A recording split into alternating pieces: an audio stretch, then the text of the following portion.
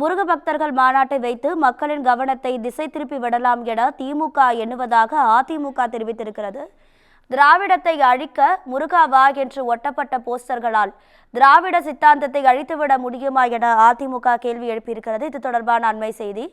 அனைத்திந்திய அண்ணா திராவிட முன்னேற்ற கழகம் என்றென்றும் திராவிடத்தின் உறைவிடமாகவே இருக்கும் எனவும் முருக பக்தர்கள் மாநாட்டை வைத்து மக்களின் கவனத்தை திசை திருப்பி விடலாம் என திமுக எண்ணுவதாகவும் திராவிடத்தை அழிக்க முருகாவா என்று ஒட்டப்பட்ட போஸ்டர்களால் திராவிடம் அழிந்து விடுமா எனவும் அதிமுக கேள்வி எழுப்பியிருக்கிறது.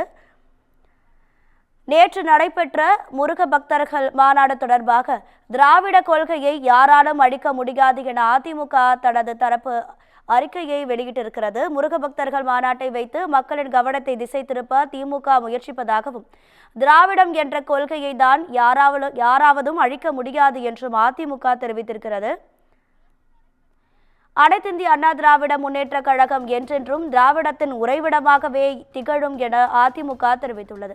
முருக பக்தர்கள் மாநாட்டை வைத்து மக்களின் கவனத்தை திசை திருப்பி விடலாம் என திமுக எண்ணுவதாகவும் திராவிடத்தை அழிக்க முருகாவா என்று ஒட்டப்பட்ட போஸ்டர்களால் திராவிடம் அழித்து விடுமா எனவும் அதிமுக தரப்பில் தெரிவிக்கப்பட்டிருக்கிறது. நேற்று நடைபெற்ற முருக பக்தர்கள் மாநாட்டில் திராவிட கொள்கைக்கு எதிராக தீர்மானங்கள் நிறைவேற்றப்பட்ட நிலையில் அது பல்வேறு அரசியல் கட்சி தலைவர்கள் மத்தியில் பேசுபொருளான நிலையில் அதற்கு அதிமுக தரப்பில் தற்போது அறிக்கை ஒன்று வெளியிடப்பட்டிருக்கிறது. திராவிடத்தை அழிக்க முருகாவா என்று ஒட்டப்பட்ட போஸ்டர்களால் திராவிடம் அழிந்து விடுமா என அதிமுக கேள்வி எழுப்பியுள்ளது. இது தொடர்பான கூடுதல் தகவல்களை நமது செய்தியாளர் சிவகுமார் வழங்கிட கேட்கலாம். சிவகுமார் வணக்கம். அதிமுக தரப்பிலிருந்து கூறப்பட்டிருக்கிற மற்றும் சில விஷயங்கள் என்ன, உங்க விரிவான தகவல்கள்? அதாவது அனைத்து இந்திய அண்ணா திராவிட முன்னேற்ற கழகமானது என்றென்றும் திராவிடத்தின் உறைவிடமாகவே திகழும் அப்படின்னு ஆரம்பிக்கிற இந்த அறிக்கையில பெரியாரை இழிவுபடுத்திய கருணாநிதியின் திமுக அதிமுகவுக்கு பாடம் எடுக்க எந்த அருகதையும் இல்லைன்னு குறிப்பிட்டிருக்காங்க.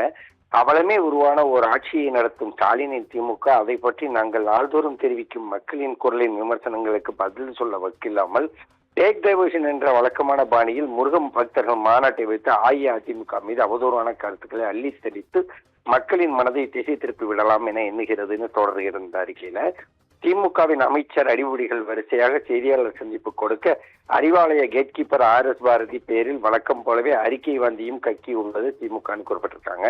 திராவிடத்தை அழிக்க முருகாவா என்று ஒட்டப்பட்ட போஸ்டர்களால் திராவிடம் அழிந்து விடுமா, திராவிடம் என்ற கொள்கையைத்தான் யாராவது அழித்து விட முடியுமான்னு கேள்வி எழுப்பியிருக்கிறவங்க.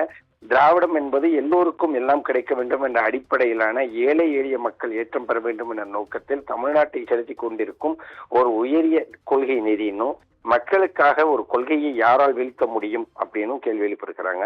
திமுகவின் இந்த விஷம பிரச்சாரம் நாம் திராவிட கொள்கைகளையே இன்செக்யூராக காட்டக்கூடிய ஒரு மோசமான நரேட்டிவ்னு குறிப்பிட்டிருக்கிறாங்க. இதை செய்வதற்கு திமுக வெட்கி தலைகுனிய வேண்டும்னு குறிப்பிட்டிருக்கிறாங்க.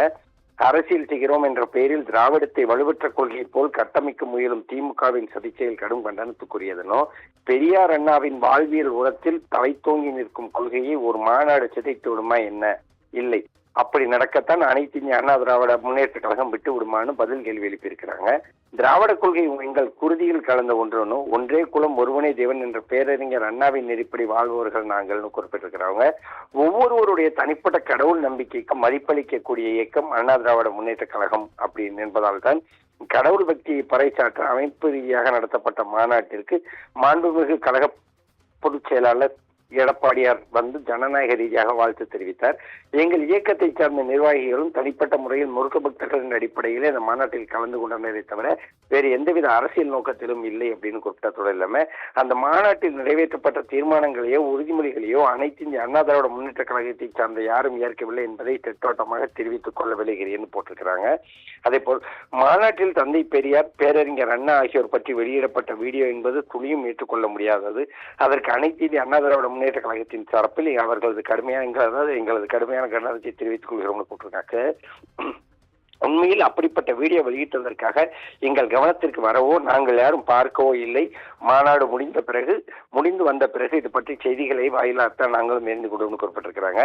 ஜாதியின் பெயரால் மக்களை பிரிவுண்டிருக்க அந்த ஜாதிக்கு மூலமாக கடவுளை வைத்து சிலர் அரசியல் செய்ய அந்த அரசியலை எதிர்க்கவே கடவுள் மறுப்பு கொள்கையை ஆயுதமாக ஏந்தினார் தந்தை பெரியாரனும். பெரியாரின் கோபம் எப்போதுமே கடவுள் மீது அல்ல, மாறாக கடவுளின் பெயரை சொல்லி சிலரின் தவறான அரசியலால் ஏற்பட்ட கொடும் ஜாதிய பேதங்கள் மீது தான் குறிப்பிட்டிருக்கிறாங்க.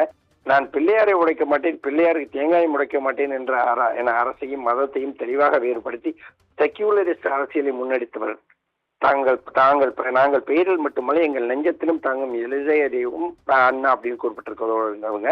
பெரியார் அண்ணா ஆகியோரின் கொள்கை பார்வைகளை தன்னகத்தை கொண்டு வாழ்வாமல் இயக்கும் அனைத்து இந்திய அண்ணா திராவிட முன்னேற்ற கழகத்துக்கு அவதூறும் ஆபாசம் மட்டுமே கொள்கையாக கொண்ட திமுக பாடம் எடுக்க வேண்டிய அவசியம் இல்லை என்று குறிப்பிட்டிருக்கிறாங்க.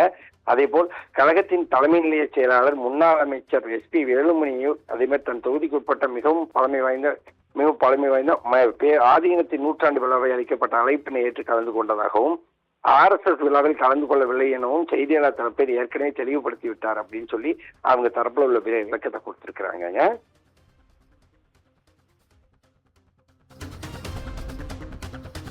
தகவல்களுக்கு நன்றி சிவகுமார்.